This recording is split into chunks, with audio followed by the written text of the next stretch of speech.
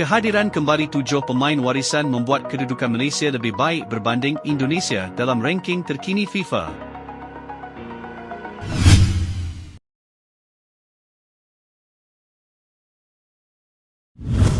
Meskipun kedudukan Malaysia masih belum mencapai 100 besar dunia, namun kejayaan kekal di atas skuad Garuda menjadi perbualan hangat peminat bola sepak di rantau ini.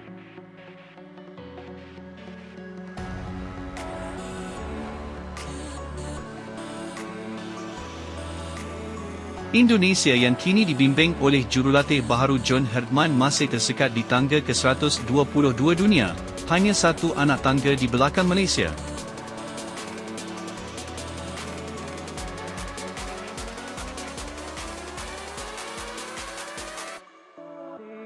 Peningkatan ranking Malaysia sebenarnya telah bermula sejak akhir tahun 2025, di mana kemenangan dalam beberapa aksi kelayakan Piala Asia telah membantu mengumpul mata berharga.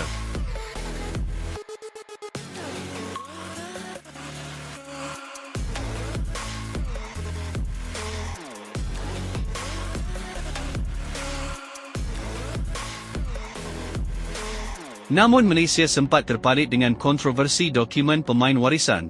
Keputusan FIFA untuk tidak mengenakan hukuman pemotongan mata tambahan memberi nafas lega buat Malaysia.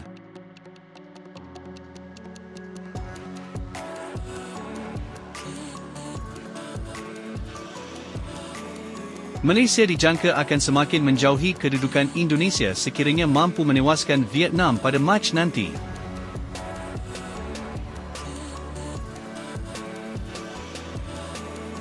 Indonesia pula memiliki peluang besar untuk kembali memintas Malaysia pada Mac nanti sekiranya meraih keputusan positif di FIFA Series.